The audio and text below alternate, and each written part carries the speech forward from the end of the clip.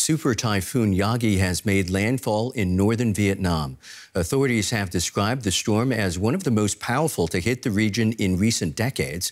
Winds of up to 160 kilometers per hour have uprooted trees, swept boats out to the sea, cut power supplies, and damaged buildings. Several people have been killed in Vietnam, while nearly 50,000 people have been evacuated from coastal towns. The Vietnamese military has been deployed to affected areas. Yagi has already passed through China and the Philippines, with more than a dozen deaths reported in its wake. This is what Asia's most powerful storm so far this year looks like.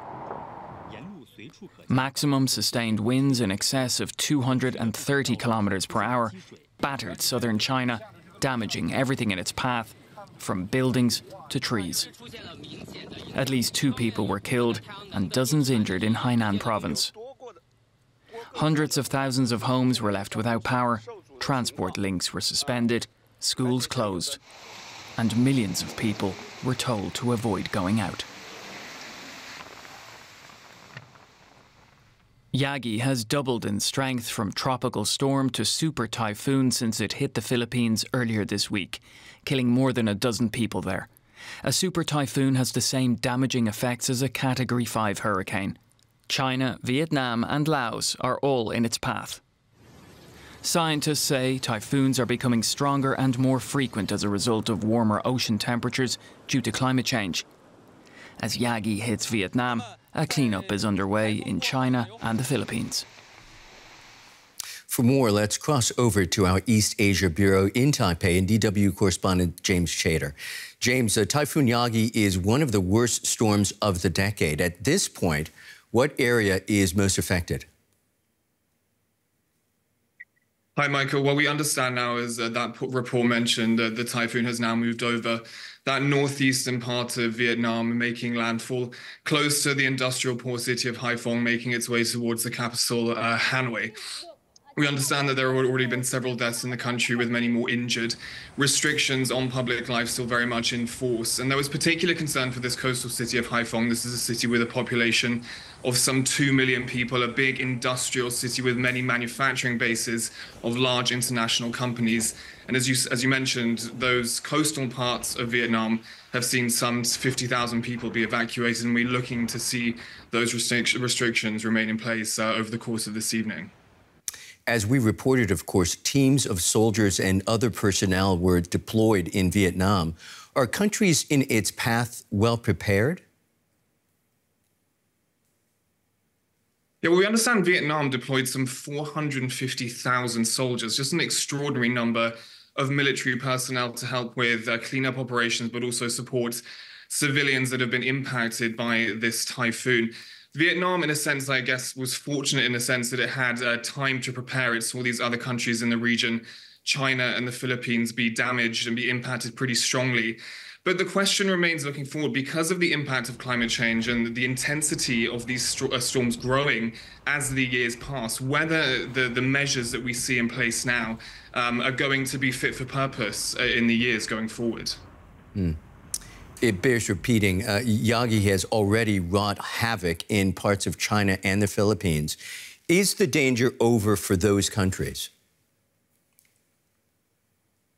We understand the immediate danger to those 2 countries that it's already impacted, China and the Philippines, is largely over. The storm is expected to weaken as it passes inland into Vietnam, given that water obviously is needed to support the strength of these storms. But we've seen these 2 countries, China and the Philippines, and likely Vietnam, to be impacted in such drastic ways by this storm. Hundreds of thousands of people evacuated from their homes, hundreds of thousands of people left without power. And so, of course, the cleanup operations will continue. And as well, we've seen in China, very similarly to Vietnam, questions being posed about, given the impact of climate change, the intensity of these storms going forward, whether the measures they put in place to deal with this particular typhoon were enough to deal with Typhoon Yagi, and whether there will be enough to deal with storms of this nature in the years ahead. That, again, is James Chater in Taipei. Many thanks, James. For more, let's cross over now to Michael Tatarski. He's a journalist in Ho Chi Minh City in Vietnam. Good to have you with us, Michael. Tell us, what's the situation there? So here in Ho Chi Minh City, things are fine, but up north, the situation is pretty serious. The storm's currently over, more or less, Hanoi, the capital, after making landfall a few hours ago with very heavy rain and strong winds. It's too early to tell in terms of casualties or things like that, but there are a lot of reports of damaged buildings. Power is out for hundreds of thousands of people. Those numbers will probably go up. A number of boats have sunk off the coast. And I mean, the region is in for quite a long evening, it looks like.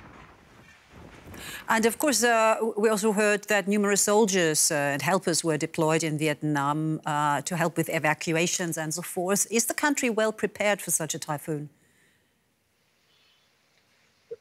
Generally, yes. Yeah, as you say, the government said something like 450,000 military personnel were deployed, which is a huge number. So they're taking this very seriously. But that being said, officials have warned that this is the strongest typhoon to hit the country in 30 years, if not longer. So it's been a long time since people have seen something quite this strong. Typhoons are not unusual for Vietnam. Heavy rain is frequent, but these wind speeds are certainly unusual. And that's probably where the biggest concern is in terms of damage. How do you prepare for something like that? I mean, of course, as you say, typhoons are happening every year. The region is quite familiar with it. But we've already heard several times now that this particular typhoon, Yagi, is one of the worst storms in decades. Is that something you can see coming and do something about it, or are you just exposed to it? I mean, the storm's been forecast all week, so there's been quite a lot of time to prepare, and officials and residents have done what they can. I mean, anchoring boats, tying down boats, moving them on shore, evacuating people from older buildings. But I mean, unfortunately, it was something that's strong. There will be a lot of damage. Officials have called for people in Hanoi and other cities to stay off the road, to stay inside, basically for the rest of the day. To at least be safe from, flying debris or falling trees. So that's the best people can do, I suppose, to keep them safe personally. But of course, there will be structural damage just because of the wind strength. All right, Michael Tatarski, the journalist in Ho Chi Minh City in Vietnam. Thank you so very much. Thank you.